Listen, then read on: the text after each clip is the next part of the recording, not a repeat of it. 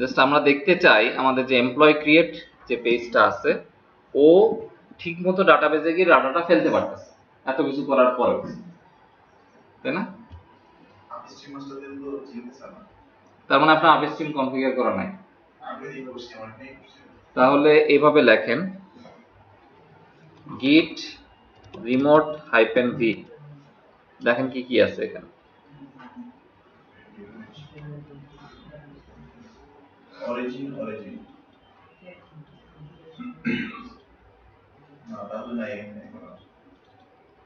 হ্যাঁ মেবি তাহলে এটা কোনো কারণে চেঞ্জ হয়েছে। কি ব্যাপার, আমার কি রোড দিল বুঝলাম না।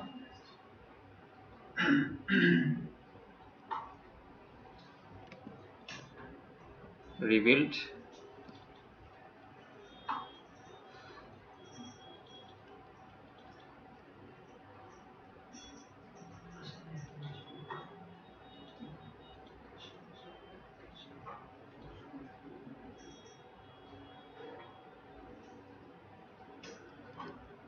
সো লেটেস্ট .NET SDK 2.2 নিয়ে আমি যেহেতু কাজ করছি, আপনাদের অনেকের লোকাল ইয়াতে যদি 2.2টা না থাকে তাহলে কিন্তু ঝামেলা করতে পারে।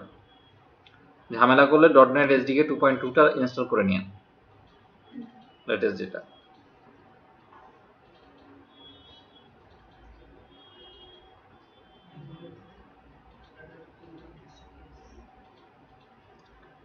Again trying to run.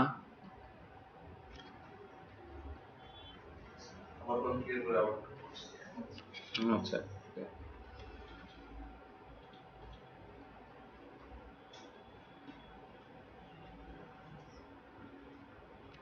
so /employee/create আমাদের যে পেজটা ছিল, ওকে এখানে একটা এরর দিচ্ছে, মজার এরর দেখেন, invalid operation exception, unable to resolve service for type employee management repository while attempting to activate employee controller। বলেন কেন হয়েছে এটা? এরর চিনতে হবে আমাদেরকে, এরর চিনতে না পারলে আমরা কাজ করতে পারবো না। কেন হতে পারে, কি কারণ মনে হতে পারে বলেন তো? এই লাইনটা unable to resolve service for type employee repository while attempting to activate employee controller।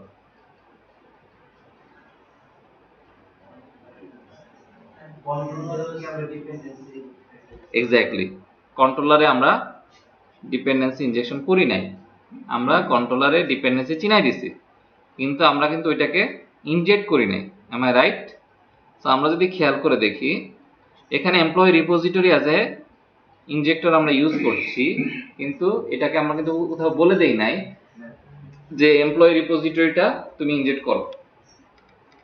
কোথায় বলে দিতে হবে? সার্ভিসে, যার জন্য এত আয়োজন করলাম। সো কোথায় বলবো? অ্যাপ কনফিগারেশনে, এখানে। Am I right? এবং এখানে আমাদের বলে দেওয়া উচিত, রাইট? সো অ্যাড এমভিসির পরে বলতে পারেন, অথবা তার আগে। অ্যাড এমভিসির আগে বলা উচিত, বিকজ ও তো এমভিসি যখন ইনিশিয়ালাইজ করছে তখন কন্ট্রোলারগুলোকে সে ইনিশিয়ালাইজ করে।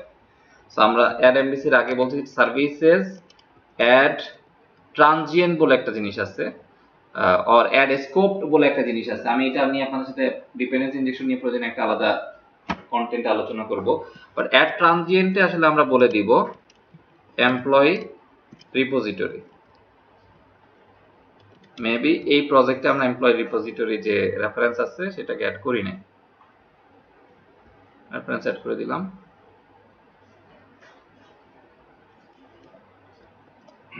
এই কথাটার মানে হচ্ছে, ওকে আমি সার্ভিসকে চিনাই দিলাম যে যখন যেখানে আমার এমপ্লয়ি রিপোজিটরি লাগবে তুমি এমপ্লয়ি রিপোজিটরি অবজেক্ট তৈরি করে পাঠিয়ে দিবে। এই লাইনটা আমি না লেখা মানে হচ্ছে আসলে ও ইনজেক্ট করতে পারবে না, কারণ আমি ইনজেকশনের দায়িত্ব অলওয়েজ কাকে দিয়ে রাখছি? সার্ভিসকে। সার্ভিসকে জানতে হবে কিভাবে একটা এমপ্লয়ি রিপোজিটরি বানাতে হয়, right?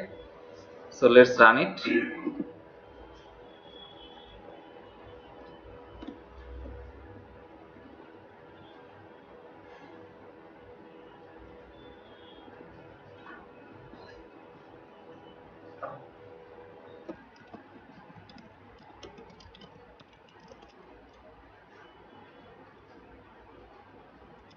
again employee slash create, now the page has come, তার মানে কি ও এখন এমপ্লয়ি রিপোজিটরিটা ক্রিয়েট করে কিন্তু এখানে পাঠিয়ে দিচ্ছে। তাহলে আসেন আমরা দেই ভ্যালুগুলা। আমরা আগে ডাটাবেজে যাই, database,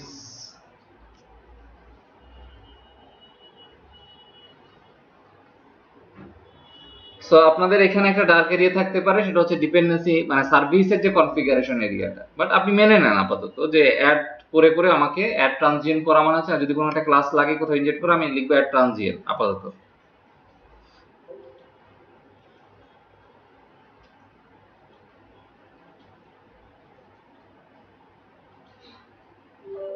database employee db tables and employees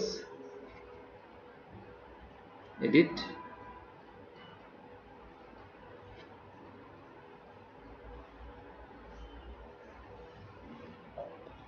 আমাদের এখানে একটা এমপ্লয়ি আছে মিস্টার এ, ওকে।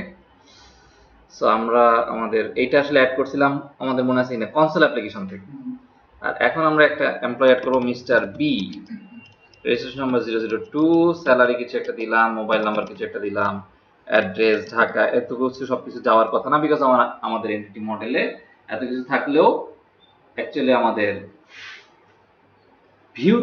ভিউতে এতগুলো ফিল্ড আমরা রাখি নাই।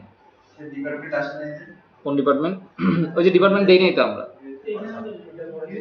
ডিপার্টমেন্ট এখন আমরা ভিউতে অ্যাড করি না, আমার মডেলে আছে কিন্তু আমরা ভিউতে দেই নাই, রাইট? সো আমি ক্রিয়েট বাটনে ক্লিক করলাম,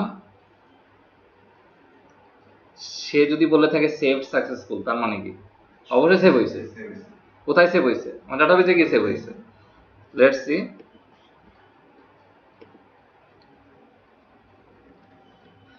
that means we are up and running with a project. আমাদের প্রজেক্ট এখন রেডি রিপোজিটরির সাথে কনফিগার করে কাজ করার জন্য, রাইট? এখন আমাকে বলেন আপনাদের কোথাও কনফিউশন থাকলে আমি সেগুলো রিজলভ করবো আগে, তারপর আমি সামনে যাব।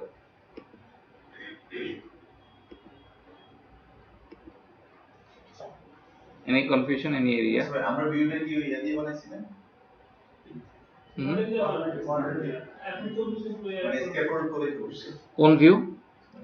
এটা তো আমরা অনেক আগে করছিলাম, প্রথম যেটা ছিল ওইটাই আছে, রাইট?